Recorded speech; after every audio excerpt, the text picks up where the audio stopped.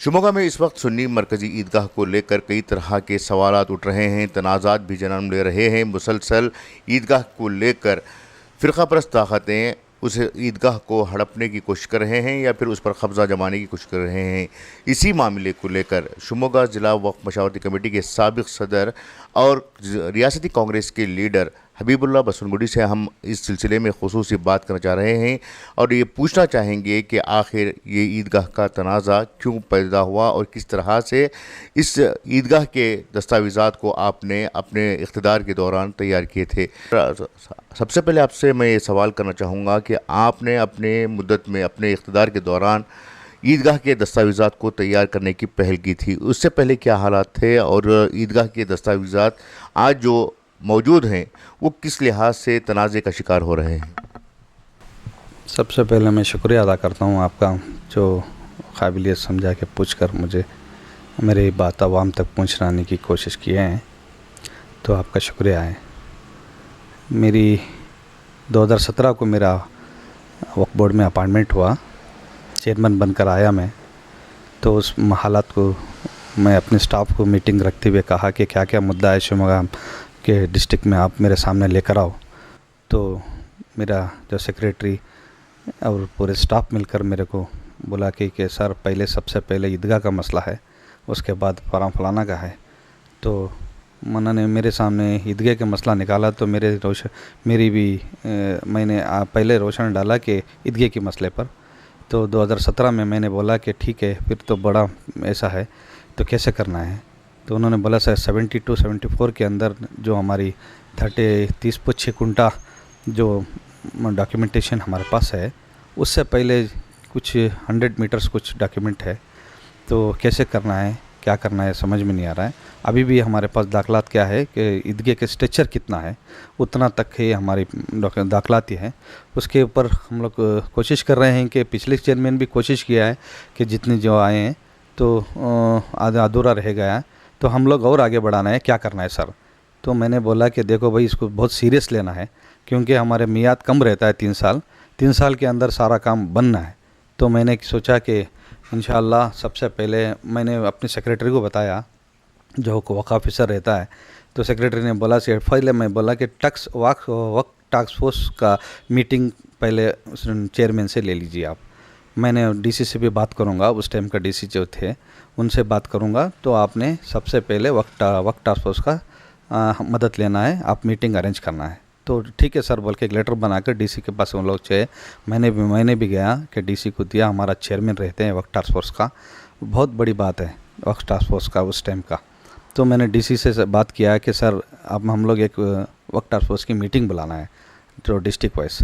तो वक्फ task force का मसला क्या है कि डीसी हमारा चेयरमैन रहता है और पूरी जो हमारी जो ताल्लुक़ में कितनी तहसीलदार रहते हैं सारे मेंबर्स रहते हैं, और वक्त की और असिस्टेंट कमिश्नर जो रहता है वो हमारा मेंबर रहता है, एसपी साहब जो शिमोगा के रहते हैं वो हमारे मेंबर रहते हैं, और हमारे कॉर्पोरेशन कमिश्नर जो रहता है वो भी हमारा मेंबर रहता है।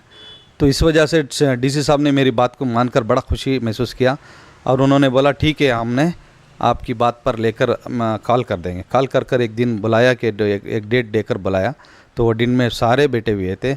एसपी साहब से ऑफिस से भी कोई नुमाइंदा आए थे, सारे तहसीलदार थे, कॉर्पोरेशन कमिश्नर भी आए थे, सारे मिलकर वो दिन बैठे हुए थे हम लोग।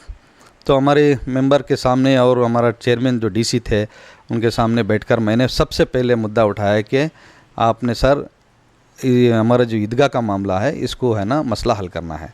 तो उन्होंने कहा कि इसको डॉक्यूमेंटेशन पूरा उधर बैठकर स्टडी कर डीसी ने जो लोगों को जो परेशानी था जो था वो लोग पूरा अपना कॉर्पोरेशन कमिश्नर से भी पूछा, तहसीलदार से भी पूछा, और सबसे पूछकर पहले डॉक्यूमेंटेशन कैसा करना है क्या करना है जो था पहले उसके मुताबिक हम लोग है ना अब इनको क्या इंसाफ दिला सकते हैं।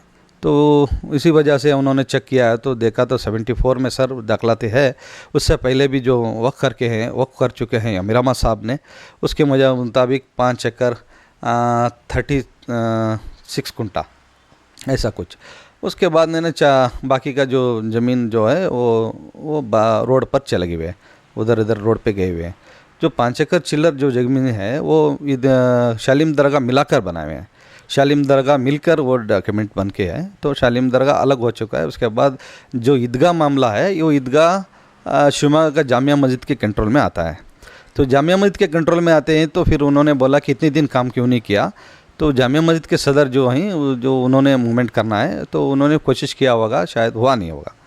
तो फिर ने टकफाट आगे करना है, आगे करना क्या है हम लोग, तो आगे क्या आगे करना है। तो फिर मेरे को बोला कि मैंने बोला सर अभी हम लोग क्या करना है कि जॉइंट सर्वे करना है। जॉइंट सर्वे कैसे करना है, लो ये जो प्रॉपर्टी जो बोलते हैं ये हमारी प्रॉपर्टी बोल के कल को रेवेन्यू डिपार्टमेंट वाले क्लेम करेंगे, या कॉर्पोरेशन वाले हमारी प्रॉपर्टी बोलकर क्लेम करेंगे, या वक्फ बोर्ड वाले हमारी बोल के क्रिएट करेंगे। इसीलिए हम लोग करेंगे कि हम लोग तीनों का लीगल ले लेंगे और तीनों मिलकर जॉइंट सर्वे करेंगे। जो प्रॉपर्टी हम जो उनका होगा वो उनको दिया जाएगा। तो ठीक है, फिर डीसी ने सही ऑर्डर किया। कमिश्नर भी थे, कॉर्पोरेशन कमिश्नर भी, कमिश्नर के डायरेक्शन के ऊपर हम लोग डीसी के डायरेक्शन के ऊपर कॉर्पोरेशन कमिश्नर को भी बताया। ठीक है, वो उस दिन तय हो गया कि हम लोग वो सर्वे करना है। तो सर्वे सर्वे करने के लिए ऑर्डर भी दे दिया और लीगल लेने के लिए भी बोल दिया। तो हम लोग सारे गए कि हमारे स्टाफ भी उसके पीछे पड़े और मेंबर्स भी पीछे पड़े। हम लोग जाकर मैंने बहुत सर्वे करवाया, जॉइंट सर्वे कराया। तो जॉइंट सर्वे करके उन्होंने बोला कि सर हमारी प्रॉपर्टी नहीं है, जिन्होंने रेवेन्यू डिपार्टमेंट वाले। जो उसके बाद हम कॉर्पोरेशन की बात आई तो कॉर्पोरेशन ने क्या किया, कमिश्नर थे उस टाइम पे, मैडम ने वो लीगल रिपोर्ट मैं भेजूंगी, फिर लीगल रिपोर्ट आने के बाद फिर मैं अपना फ़ैसला सुना सकती हूँ। ठीक है मैडम, आप ऐसे ही करिए बोलकर मैं उनको बता दिया। तो उन्होंने भी कॉर्पोरेशन कमिश्नर ने क्या किया, लीगल को भेजा, लीगल से रिपोर्ट ले लिया। रिपोर्ट लेने के बाद उन्होंने क्या बोला कि हमारी प्रॉपर्टी नहीं है, ये वक्त की प्रॉपर्टी है बोल के उन्होंने भी डिक्लेयर कर दिया। तो उसके बाद क्या हुआ कि फिर उसने 2019 में 2 साल मेहनत करने के बाद 17 से पकड़कर 19 तक हमने कोशिश किया, मेहनत किया, आगे पीछे दौड़ा, उससे बहुत काम करना पड़ा। उसके बाद 19 में बड़ी मुश्किल के बाद जो हक था वो डॉक्यूमेंटेशन बन गया। जो बन गया 36,670 कुछ दाखलात बन गया। पक्का पेपर बन के खाता भी हो गया, भूमि में लाख भी बन गया, लाख हो गया भूमि सेक्शन के अंदर। फिर दोबारा उसको ओपन कोई कर नहीं सकता, इस वजह से डॉक्यूमेंटेशन हो गया। तो मैंने ये समझता हूँ कि अभी जो दाखलाती बन गया है वो पहले ही बनना था, देर हो गया।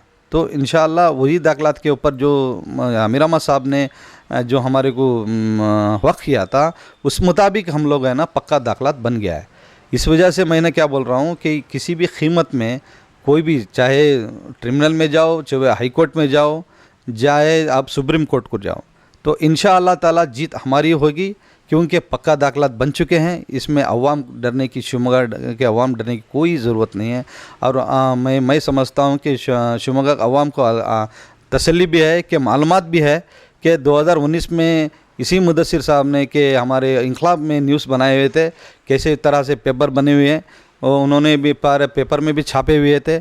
इस वजह से है ना कोई डरने की ज़रूरत नहीं है। पढ़ा लिखा तबका है, जो भी है, सबको भी पता है कि उलमा को भी पता है, हमला करते कुछ नहीं हो सकता है। अभी इसको लेकर आगे बढ़ रहे हैं। जामिया मस्जिद की सदर हो, वक्फ बोर्ड हो, या दूसरा हमारे जो मेंबर्स हो, जो जिम्मेदार हैं शिवमोगा के, उनके भी मैं शुक्रिया अदा करता हूँ। इतना सब करने के बावजूद आप अब जब से ये मुद्दा उठा है, जो ईदगाह के सिलसिले में जो मुद्दा उठा है, इस दौरान आपने कभी भी मुदाखलत नहीं की, इस मामले को लेकर कभी बात करने के लिए आगे नहीं आए, इसकी क्या वजह है? कुछ नहीं, ऐसा कुछ नहीं है। मुझे जो मस्जिद के ज़िम्मेदार अब उस टाइम पे क्या था, मैंने पहले भी बताया आपको। जामिया मस्जिद का जो सदर रहते हैं उसके अंडर में जो वक्फ बोर्ड, ये ईदगाह आता है, ईदगाह की जो बात होती है। तो उस टाइम पे जामिया मस्जिद का सदर कुछ नहीं है, कोई भी नहीं था, क्योंकि सदर हम लोग वक्फ बोर्ड वाले एडमिनिस्ट्रेटर कर रहे थे। इस वजह से मेरे को पूरी इख्तियारी थी, हम लोग सेक्रेटरी और मैं सदर मिलकर उस काम कर रहे थे। अभी क्या है कि सदर उधर मौजूद है और इधर वक्फ बोर्ड के अंदर चेयरमैन मौजूद है। इस वजह से और दूसरे जो जिम्मेदार लोग हैं वो लोग लेकर घूम रहे थे, इसको लेकर आगे बढ़ रहे हैं। तो मेरे को भी, मेरे नॉलेज में भी आया है कि नहीं आप ऐसा हो रहा है बोलकर मैं फिर भी उसको लेकर नसीर अहमद साहब जो चीफ मिनिस्टर पॉलिटिकल सेक्रेटरी साहब हैं उनके पास ये मुद्दा लेकर मैं गया। साहब मैं इस वजह से ऐसे बनाया है, इस वजह से दाखिलात हो चुके हैं 2019 में बंदोबस्त दाखिलात तो है ना हक के मामले में दाखिलात हुए हैं। तो उन्होंने पूरी डॉक्यूमेंट देखकर डीसी को बात किया, डीसी से हमारे डीसी साहब से बात कर उन्होंने बोला कि दाखिला तो आपने परेशानी करके चेक करके तो आपने आगे का फैसला ले बोल के डीसी को बताया। डीसी ने भी हाँ मानकर अभी डॉक्यूमेंट चेक किया, उनको भी इत्मीनान हुआ कि एसपी और डीसी साहब को भी कि नई वक्फ बोर्ड की अंदर दाखिलात है और वो ज़मीन जो है वो वक्फ बोर्ड की है बोलकर उनको भी पता है। इस वजह से है ना आगे बढ़ चुके हैं। मैंने भी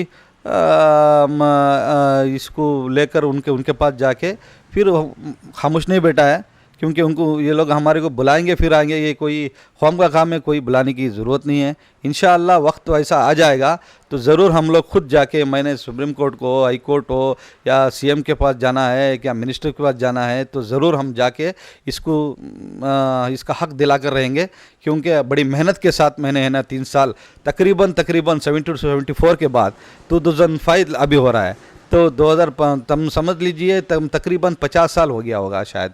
तो 50 साल के मियाद के अंदर जो नहीं हुआ था तो उसके अंदर हम लोग बीच में बड़ी मेहनत के साथ हमने इसको है ना हक दिलाने की कामयाबी हुए हैं। वक्फ बोर्ड हुआ है, वक्फ बोर्ड के मेंबरान हो, हम लोग हो, सारे ज़िम्मेदार हो चुके हैं। एक बार बीच में ऐसी बात भी निकला कि मेरे को एक इंसिडेंट फेस करना पड़ा कि लोग मेरे दोस्त जो आबाद हैं, वो जो लोग जो हमारे पार्टी में है या लीडरांस हैं, ये लोग मेरे चेंबर में एक बार मेरे पास आए कि सर हम लोग है ना ऐसा टाइल्स डालना है।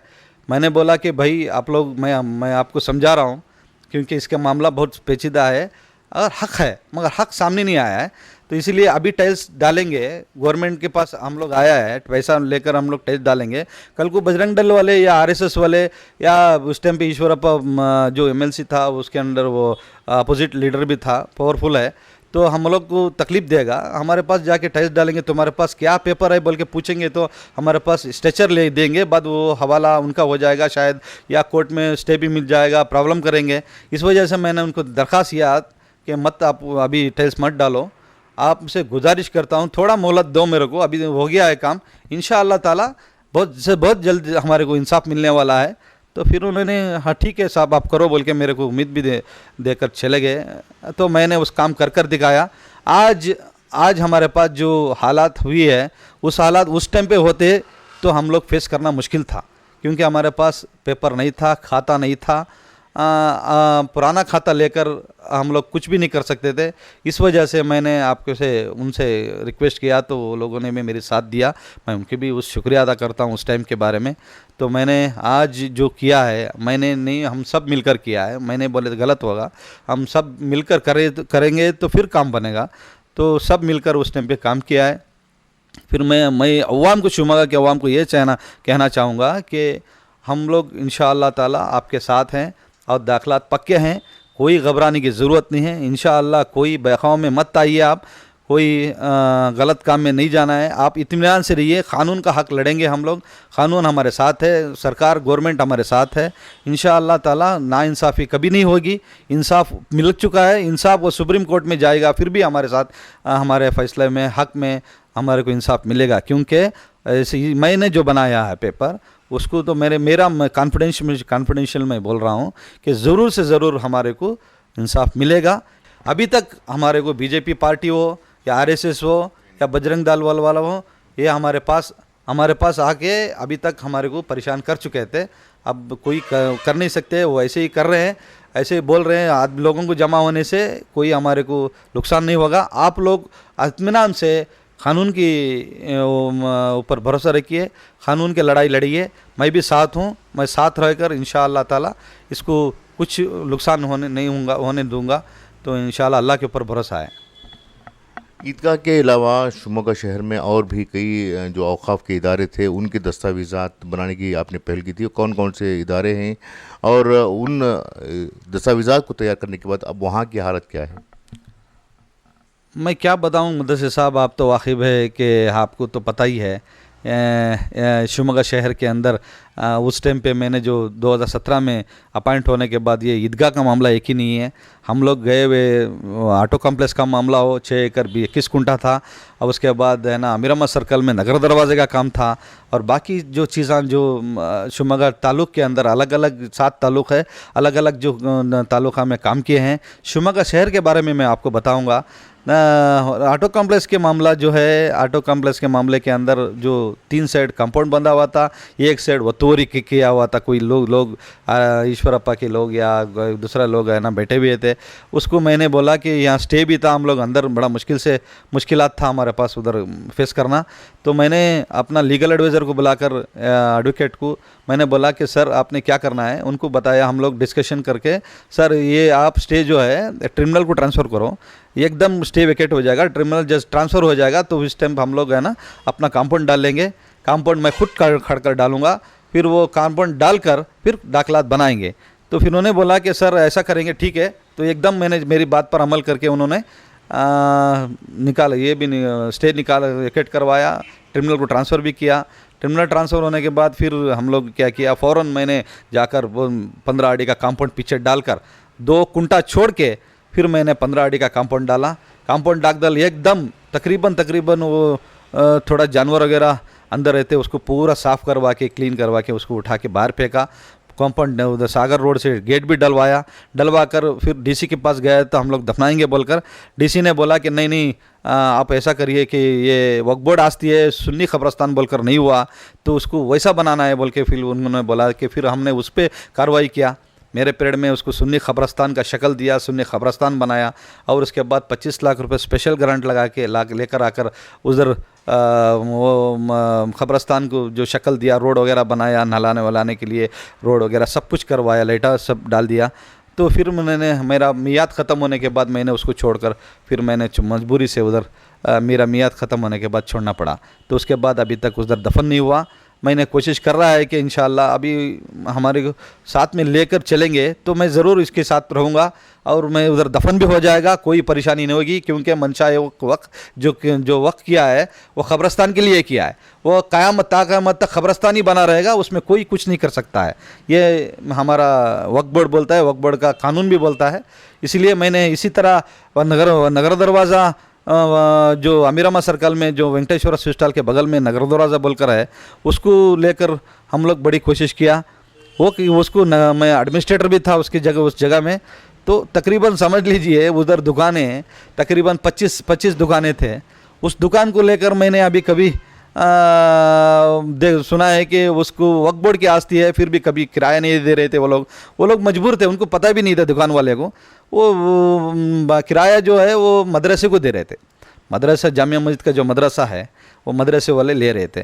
ठीक है, मदरसे वाले ले रहे हैं तो मैंने बोला, तो उस टाइम पे मदरसे वाले हमको बुलाकर बोला कि देखो साहब मदरसे वाले आप किराया उस तरह से लिए तो गलत होगा, तो आप वक्फ बोर्ड की आस्ती है तो मैंने आप इस मीटिंग में रेजोल्यूशन करूँगा वक्फ बोर्ड को किराया आने दो, इधर से आप लोग बच्चों के लिए हमारे पास प्रोविज़न है, आप इधर से ले सकते हैं बोल के मैंने सेक्रेटरी और सदर उस टाइम पे हबीब साहब और दूसरे सेक्रेटरी थे उनको बुलाकर मैंने बताया कि ठीक है, उन्होंने मान लिया, हाँ साहब सही है, आपने जो बोल रहा है इतने दिन हम लोग गलत कर रहे हैं, आप उस तरह से वसूली ये करके पैसा कलेक्ट करके किराया लेकर हमारे को रेजोल्यूशन पार करो, सम परसेंटेज जितना 25% निकाल कर हमारे को दे दो, मदरसे भी बच्चे भी पढ़ेंगे तो हमारे को कुछ फ़ायदा होगा।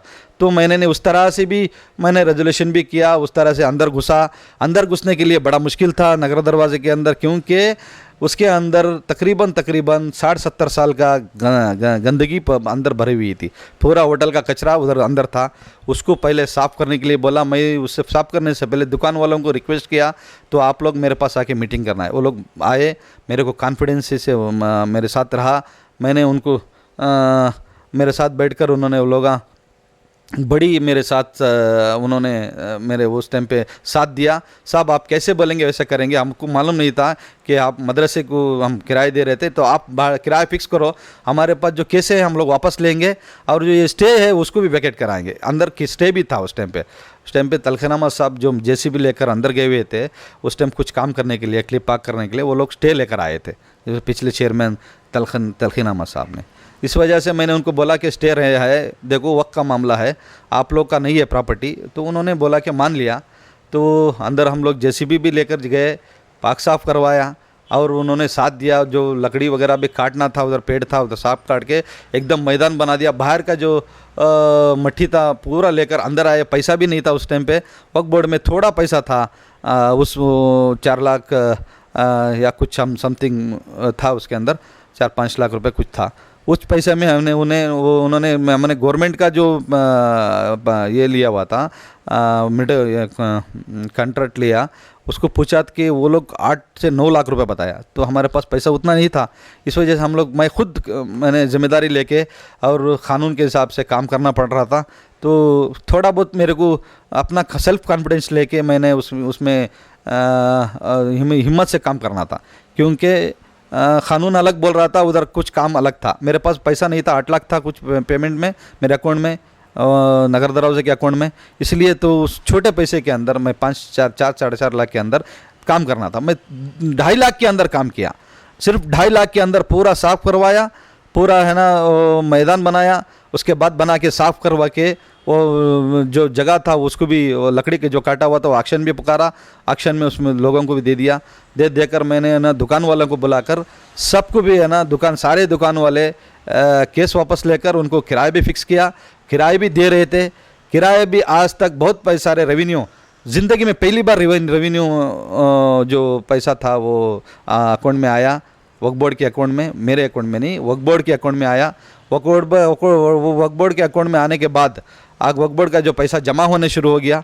आज कितना लाख पड़ा हुआ है वक्फ बोर्ड के अंदर, मेरी मियाद के अंदर जितना था उसके बाद स्टॉप हो गया जो किराया आना, क्योंकि उसके बाद कोई जाकर उसको पैसा वसूली नहीं किया। लोग वैसे बैठे हुए हैं, दुकानदार कोई पैसा नहीं दे रहा है। और जिम्मेदार था वक्फ बोर्ड की सेक्रेटरी और चेयरमैन को, और उधर का एडमिनिस्ट्रेटर को, कोई एडमिनिस्ट्रेटर पैसा कलेक्ट नहीं किया, और ऐसे ही रेवेन्यू आना बंद हो गया। अभी क्या है कि अभी रेवेन्यू आता तो वक्फ बोर्ड में पैसा भी जमता, और हक वो पैसा हम लोग मदरसे को भी देते, और दूसरे चीज़ें जो है वक्फ बोर्ड से परमिशन लेकर हमारे कौम को काम आता। तो आज पेमेंट खड़ गया है, खड़कर दूसरों लोगों के ऊपर और मेरे ऊपर इल्ज़ामात भी लगाने की कोशिश कर रहे थे थोड़े लोग। ये इस वजह से है ना, मैंने बोल रहा हूँ मेरे भाइयों को, इल्ज़ाम लगाने से कोई फ़ायदा नहीं है, हक़ को पहचानो। नगर दरवाजे के मामले को लेकर आपने काम करने की बात कही है, लेकिन उसी तरफ दूसरी जानिब एक सवाल ये भी उठ रहा है बार बार कि आपने नगर दरवाजे के मामले में कई तरह के घोटाले किए हैं। इस पर आप क्या कहेंगे? अल्लाह देखो साहब, मैं अल्लाह गवाह है, मैंने जो सियासत में आया, सियासत में आने के बाद सबसे पहले मैंने माइनॉरिटी चेयरमैन बना शिवमोगा डिस्ट्रिक्ट का। सब माइनॉरिटी मुसलमानों के लिए मैं कुछ, हमारे कौम के लिए कुछ कर सकता हूं बोलकर इसलिए मैंने माइनॉरिटी प्रेसिडेंट बनकर आया। माइनॉरिटी प्रेसिडेंट आने के बाद वक्फ बोर्ड चेयरमैन लिया मैं। वक्फ बोर्ड चेयरमैन बनने के बाद है ना, वक्फ बोर्ड चेयरमैन बनने के बाद सबसे पहले मैंने नगर दरवाजे का भी काम किया। उससे पहले वक्फ बोर्ड इसका ईदगाह का मामले का काम करने के बाद मैंने दूसरी एडमिनिस्ट्रेटर होने के बाद सीधा नगर दरवाजे के पास आया। तो लोग मेरे ऊपर इल्ज़ाम लगाने से हक़ की बात कभी है ना हक़ ही रहेगा। तो समझ लीजिए कि मैंने ज़मीन किसी को 25 दुकान के बदले में 26 दुकान कभी बनाया नहीं, और किसी को मैंने लीज़ पर दिया नहीं, और लोग जो लीज़ वाले जो हैं, जो ऐसे ही बैठे हुए थे, उनको किराया वसूल किया है, रेवेन्यू आय से किया है। 1 रुपया 5 लाख रुपए में मैं 25 लाख रुपए बना के रखा है। आज अभी तक 60-70 साल से ऐसा कुछ काम हुआ नहीं। तो मैंने जो काम किया उस काम करने की तरीक़ा गलत था। मतलब क्या है कि गलत क्या है कि मैंने रिस्क लेना पड़ा, कानून के हिसाब से पैसा ड्रा करके टेंडर लेकर 8-9-10 लाख रुपए टेंडर लेके, मेरे पास नहीं उतना पैसा नहीं है, उतना टाइम ये भी नहीं था। गवर्नमेंट का टेंडर था 8 लाख रुपए का, मेरे पास पैसा है 5 लाख रुपए, 2 लाख 2.5 लाख रुपए में काम होना था। इस वजह से मैंने पैसा ड्रा कर देना पड़ा। वही ये लोग दूसरे लोग थोड़े मेरे पैसा वही यंकाश कर मेरे ऊपर बदनाम करने की कोशिश किया, मगर अल्लाह ताला मेरे साथ थे। तो आज भी हक़ पर रही हूँ मैं। कोई किसी का 1 रुपया मेरे पास है ना, मैंने किसी का दुकान में है ना लिस्ट डालकर पैसा नहीं लिया, क्योंकि 25 अभी 5-6 दुकान वाले लोग है ना केस लड़ रहे हैं, वो लोग अभी तक दिया ही नहीं है, 1 रुपया नहीं दिया, उनका किराया भी नहीं हुआ, वो लोग अपना किराए पर पहले भी नहीं थे, आज भी नहीं थे, ऐसे ही जी रहे हैं लोग। थोड़े लोग मेरे पीरियड में 2 साल 3 साल के पीरियड में पैसा भी भरा, मगर बाकी लोग 6 दुकान वाले अभी तक पैसा ही नहीं भरा है। इस वजह से मैंने किसी का कोई मेरे ऊपर उम्मीद लगा रहे हैं, जो कर रहे हैं उनको अल्लाह के हवाले मैंने किया था, अल्लाह के हवाले किया हूँ। आज भी मुझे इंसाफ मिली है। मैंने है ना किसी की वक्त का मामला है, मैंने इंसाफ दिलाया है। आज जो नगर दरवाजे का जो किराएदार किराया दे रहा है, तो मैंने अपने चेयरमैन के पीरियड में दे रहा है। उस टाइम पे पहले भी नहीं था, आज भी नहीं है। आज भी वो पुरानी हालत में जाके खड़ा है, कोई पूछने वाला नहीं है। जब मेरे पास जाति दुश्मनी लेकर जो काम कर रहे थे, तो आज जाके तुम लोग क्यों नहीं पूछ रहे हैं वक्फ बोर्ड की किराया नहीं है, क्यों नहीं आ रहा है, और पैसा कहाँ से जा, क्या हो रहा है, और उनको कोई परवाह ही नहीं है। जो आदमी कोई अच्छा काम करता है तो थोड़े लोग पैदा हो जाते हैं ऐसा कुछ ये करने के लिए। मैं उनको अल्लाह के हवाले किया हूँ, उनको मैं कुछ नहीं बोलूँगा, क्योंकि मैं समझता हूँ कि मैं सही हूँ, मैं हक़ पर हूँ, मैं हक़ ही काम करूँगा। इंशाअल्लाह कौम की खिदमत करते रहूँगा, मेरा जान दब तक रहेगा, दम रहेगा, मैं कौम की खिदमत करते रहूँगा। मेरे लोग ऐसे बोलते रहेंगे, मेरे जो मुझे बोलने वाले, जो मुझे अच्छा बोलने वाले भी बोलेंगे, जो बुरा बोलने वाले बोलेंगे। जो हक़ है वो अल्लाह को मालूम है, जो लोगों को मालूम है। मैं लोगों से खुश हूँ, शिवमोगा अवाम से खुश हूँ, कि शिवमोगा अवाम को मालूम है कि हबीबुल्लाह साहब के पीरियड में, मेरे चेयरमैन के पीरियड में शिवमोगा डिस्ट्रिक्ट को क्या क्या काम हुआ है, उससे पहले क्या हुआ था, उसके आगे क्या हो रहा है, ये अवाम को इल्म है। मैं इसकी आपकी इनकलाब की दरिया से मैं मैसेज दे रहा हूँ कि इंशाअल्लाह ताला आप वक्फ ईदगाह के मामले में कोई घबराने की ज़रूरत नहीं है, कोई डरने की ज़रूरत नहीं है, कोई कुछ नहीं होगा। इंशाअल्लाह हक़ पर हैं हम, पेपर हक़ है, पक्का हक़ है हमारा। कोई कुछ नहीं कर सकता है। कोई फ़िरका परस्त पार्टी हो, कोई RSS हो, कोई बजरंग दल हो, हमारे आगे कुछ नहीं कर सकता है, ये पक्का है। अमीर अहमद साहब ने पक्का हमारे को दिए हुए हैं, वक्त किए हैं, उसी के मामले में हमने लेकर इसको इतना तक डॉक्यूमेंट बन चुका है। डॉक्यूमेंट एकदम कॉरपोरेशन का है, एकदम गवर्नमेंट का है। गवर्नमेंट के दाखिला हुआ है उसको कोई कुछ बिगाड़ नहीं सकता। सुप्रीम कोर्ट जाने के बाद भी जाएंगे तो भी फिर भी हमारी जीत होगा। इंशाल्लाह आपको डरने की ज़रूरत नहीं है। इन इल्ज़ामात के अलावा और भी ऐसे मामलात हैं जिस पर लोगों की नज़र तो है, लेकिन वो मंजर आम पर नहीं आई। ऐसी कुछ बात आप कहना चाहेंगे तो हमारे सामीन को आप ये बात पहुंचाएं। तो मुझे साहब, मैं ये बात कहना चाहता हूँ कि मैं जो डिस्ट्रिक्ट चेयरमैन था उस टाइम से मैं आपको पिछली बार भी कहा दिया है कि मैंने कौम की खिदमत करने के लिए सियासत में आया हूँ। सो सियासत मेरी कोई पेशा नहीं है, तो मैं कौम की खिदमत करना है, कौम को इंसाफ दिलाना है। तो इस वजह से मैंने क्या किया है कि अब कौम की खिदमत करते आ रहा हूँ। जब से माइनॉरिटी प्रेसिडेंट था उस टाइम पे भी किया, बहुत सारे डिस्ट्रिक्टों में मैंने काम किया है, तालुका में काम किया है। मैंने सिरालकोप्पा में भी काम किया था, जो सिरालकोप्पा शिकारीपुर, सिरालकोप्पा के पास नरसापुर बोलकर एक गाँव है, उसके अंदर मुर्दे जला रहे थे, 8 एकड़ ज़मीन था। उस टाइम पर मैं माइनॉरिटी प्रेसिडेंट था।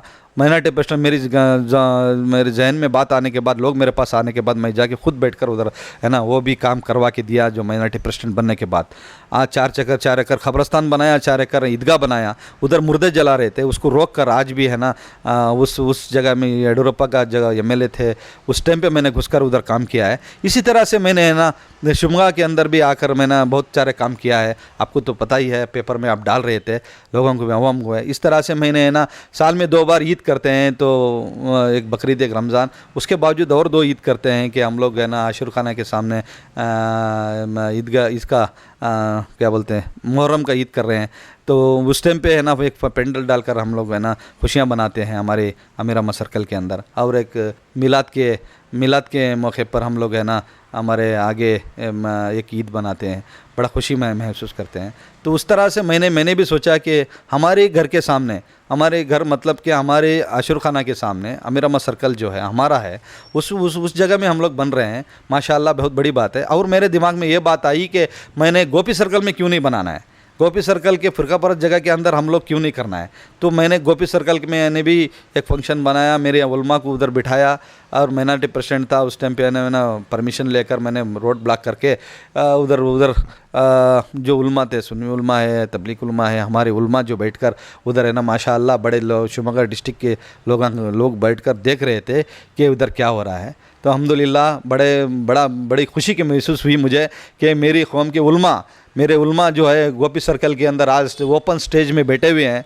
तो वैसे इस तरह क्यों नहीं करते ये लोग, वो काम कैसे करते। जो काम करता है, जो अच्छा काम किए हैं, नगर दरवाज़ा काम मैंने अच्छा किया है, ऑटो कॉम्प्लेक्स का काम मैंने किया है, ईदगाह का काम किया है, और शिकारीपुर के अंदर जो मुर्दे जला रहे थे उस जगह किया है, दूसरी मस्जिदों का काम किया है, भद्रावती के अंदर चौक मस्जिद का काम किया है, जो खादरिया और किश्तियों का जो मामला था उसमें एक रुपये किसी को एक FIR होने नहीं दिया। मैंने आसानी से मैंने तसल्ली के साथ है ना उसको है ना SP साहब से बात करके मैंने खुद जाकर एक सारा दिन मैंने उधर बैठकर उनको मसला हल कर दिया है। बहुत बड़ा मसला था जो भद्रावती का मसला था, भद्रावती के चौक मस्जिद का मसला, आसानी से काम हुआ इंशाअल्लाह। इसी तरह से कि ये लोग क्यों मैसेज नहीं दे रहे हैं, ये लोग क्यों कर रहे हैं, क्यों नहीं कर रहे हैं।